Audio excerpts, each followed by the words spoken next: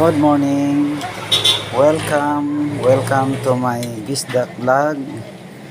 Ito mga kabisdak, magluto ako ng isaw. Ito, crispy ko to.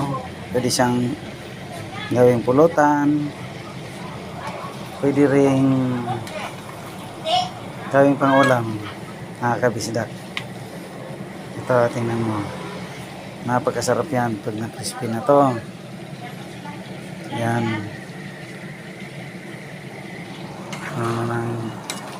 Luto ko ngayong araw para masaya.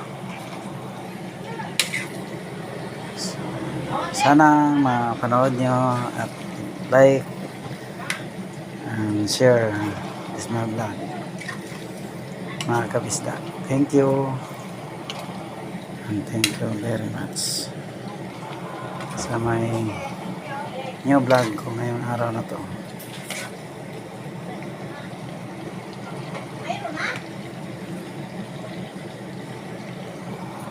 Ito, malapit na. Malapit na ito, mga isang oras.